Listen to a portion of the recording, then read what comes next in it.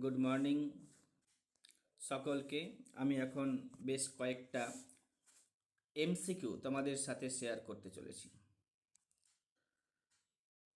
নিম্নলিখিত কোন রাজ্যে পঞ্চায়েতি রাজ ব্যবস্থা নেই?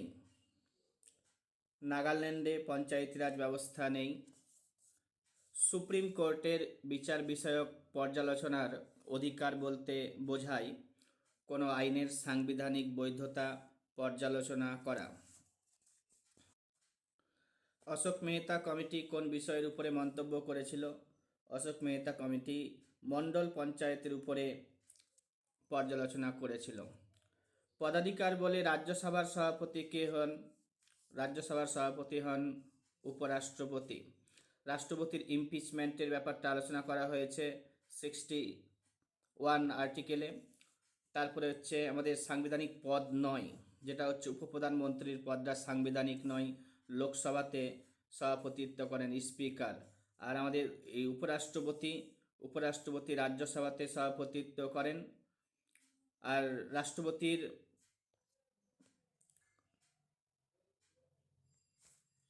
শপথ গ্রহণ 60 নম্বর আর্টিকেলে উল্লেখ করা হয়েছে।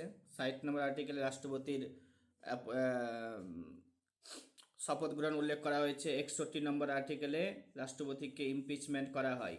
উপরাষ্ট্রপতি 64 নম্বর আর্টিকেলে বলা হয়েছে, 64 আর্টিকেলে বলা হয়েছে উপরাষ্ট্রপতি হবেন পদাধিকার বলে রাজ্যসভার চেয়ারম্যান।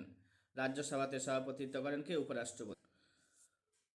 লোকসভার চেয়ারম্যান হন স্পিকার। আর হচ্ছে উপরাষ্ট্রপতি বললামই, রাজ্যসভার চেয়ারম্যান হয়। আর রাষ্ট্রপতি হচ্ছে পার্লামেন্টের একটি অংশ। আমাদের পার্লামেন্ট গঠন করা হয় রাষ্ট্রপতি, লোকসভা এবং রাজ্যসভাকে নিয়ে। রাষ্ট্রপতির ক্ষমা প্রদর্শনকারী ক্ষমতা যেটা রয়েছে সেটা 72 নম্বর আর্টিকেলে বলা হয়েছে, রাষ্ট্রপতি ক্ষমা প্রদর্শন করতে পারে। রাষ্ট্রপতি 75 আর্টিকেলে প্রধানমন্ত্রী সহ অন্যান্য যে মন্ত্রীগুলো আছে তাদেরকে অ্যাপয়েন্ট করতে পারে। আর রাষ্ট্রপতির দ্বারা প্রধানমন্ত্রী, সুপ্রিম কোর্টের প্রধান বিচারপতি, তারপরে হচ্ছে সমস্ত হাইকোর্টের এবং সুপ্রিম কোর্টের বিচারপতিরা রাষ্ট্রপতির দ্বারা অ্যাপয়েন্ট হন। কোনটি সংবিধানে নির্দেশমূলক নীতি নয়? তো এবার হচ্ছে পুষ্টির মাত্রা বাড়ানো, এটা আমাদের ডিপিএসপিতে আলোচনা করা হয়েছে। দরিদ্রতর শ্রেণীর অর্থনৈতিক অধিকার সুনিশ্চিত করা, এটাও আমাদের আলোচনা করা হয়েছে ডিপিএসপিতে বা নির্দেশমূলক নীতিতে। আর হচ্ছে বিচার বিভাগের সঙ্গে প্রশাসনের যে পৃথকীকরণ, সেটা আর্টিকেল নাম্বার 50-এ উল্লেখ করা হয়েছে, এটাও ডিপিএসপিতেই রয়েছে।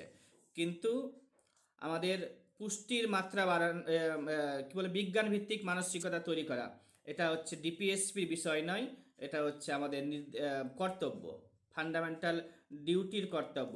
আমাদের ভারতের সংবিধানে, মূল সংবিধানে ফান্ডামেন্টাল ডিউটির কথা ছিল না উল্লেখ করা। মূল সংবিধানে ফান্ডামেন্টাল ডিউটির কথা উল্লেখ করা ছিল না। ফান্ডামেন্টাল ডিউটিটা ভারতের সংবিধানে যুক্ত হয়েছে 42তম সংবিধান সংশোধনী আইনে।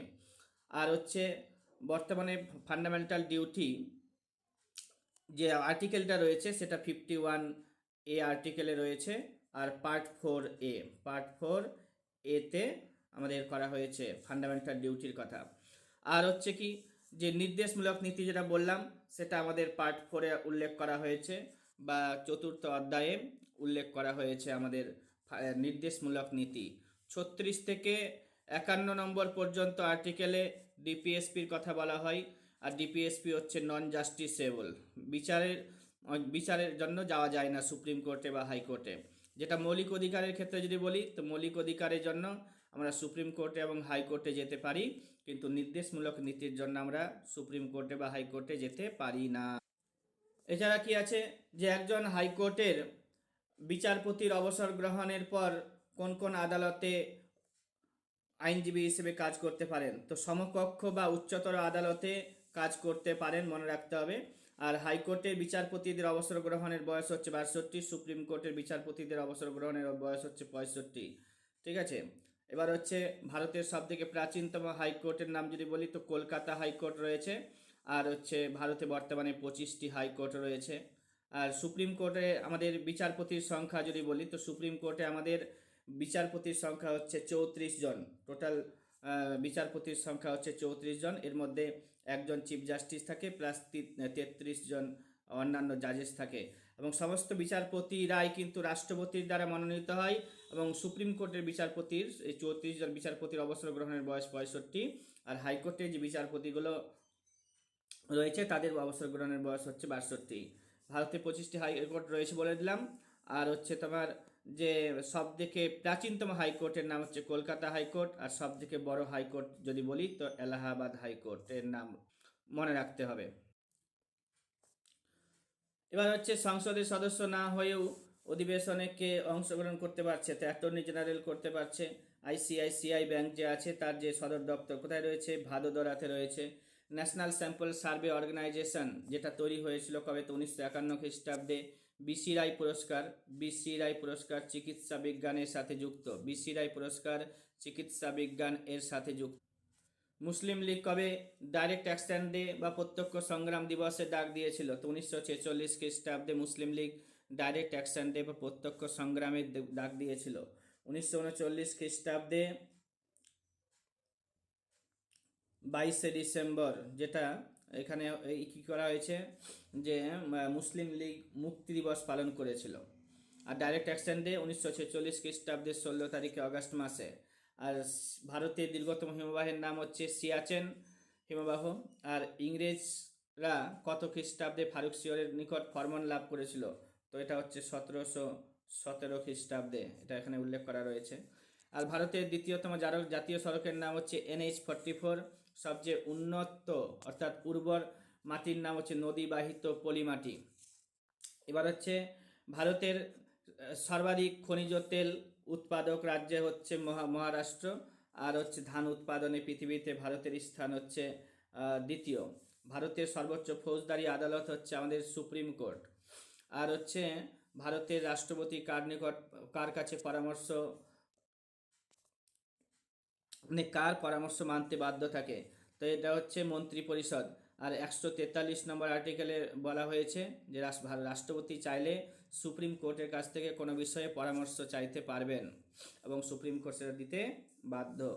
এবার হচ্ছে যে বিধান পরিষদের একজন সদস্যদের কার্যকালের মেয়াদ কত, তো 6 বছর।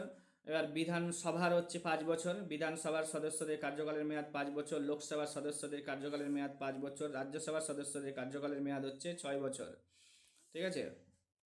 এবার অনশনের কারণে কোন বিপ্লবী জেলের মধ্যে মারা গেছিল, তো বিপ্লবী যতীন দাস জেলের মধ্যে মারা গেছিল, 64 দিন অনশন করেছিল। তারপরে ভগৎ সিং, রাজগুরু, সুখদেব এই তিনজন আবার মারা গেছে 1931 খ্রিস্টাব্দে 23 তারিখে মার্চ মাসে এদেরকে ফাঁসি দেওয়া হয়েছিল। 1931 খ্রিস্টাব্দে 1931 খ্রিস্টাব্দে হ্যাঁ 23 তারিখে মার্চ মাসে ফাঁসি দেওয়া হয়েছে ভগৎ সিং, রাজগুরু এবং সুখদেবকে। গান্ধীজির কোন গণ আন্দোলন সবচেয়ে কম দিন টিকেছিল, তো এখানে যে কটা আন্দোলন আছে তার মধ্যে ভারত ছাড়ো আন্দোলন সবথেকে কম টিকেছিল। আর গান্ধীজি নিম্নের কোন আন্দোলনে অংশগ্রহণ করেনি, তো গান্ধীজি খিলাফত আন্দোলনে অংশগ্রহণ করেছিল, সত্যাগ্রহ আন্দোলনে অংশগ্রহণ করেছে, ভারত ছাড়ো আন্দোলনে অংশগ্রহণ করেছে, স্বদেশী আন্দোলনে অংশগ্রহণ করেনি, কারণ সেই সময় গান্ধীজি কোথায় ছিল, সেই সময় গান্ধীজি সাউথ আফ্রিকাতে ছিল। ঠিক আছে, সাউথ আফ্রিকাতে ছিল। এবার গান্ধীজির কোন গণ আন্দোলন বা সবচেয়ে কম, তো এটা বললামই ভারত ছাড়ো আন্দোলন। কে কলকাতায় ভারত সভা তৈরি করেছিল, ভারত সভা হচ্ছে সুরেন্দ্রনাথ বন্দ্যোপাধ্যায় তৈরি করেছিল। এই সুরেন্দ্রনাথ বন্দ্যোপাধ্যায়কে রাষ্ট্রগুরু বলা হচ্ছে। 1876 সালে SN ব্যানার্জি বা সুরেন্দ্রনাথ বন্দ্যোপাধ্যায় ভারত সভা গঠন করেছিল। এই ভারত সভা, এই সময় লিটন 1876 থেকে 80 সাল পর্যন্ত লর্ড লিটন ভারতে ভাইসরয় হিসেবে ছিল। তারপর হচ্ছে পল্লব বংশের শেষ রাজার নাম হচ্ছে অপরাজিত বর্মন। সুলতানি যুগের প্রথম মহিলা শাসকের নাম রাজিয়া সুলতানা। আমির খসরু কোন কোন সুলতানের দরবারে সহকবি হিসেবে ছিল, তো আলাউদ্দিন খলজি। প্রথম বৌদ্ধ সঙ্গীতি অজাত শত্রুর আমলে হয়েছিল প্রথম বৌদ্ধ সঙ্গীতি। আর শেষ জৈন সম্মেলন, যেটা আমি বল্লবী লিখে রেখেছি, এটা একবার পরীক্ষাতে এসেছিল, এটাও তোমাদেরকে মনে রাখতে হবে।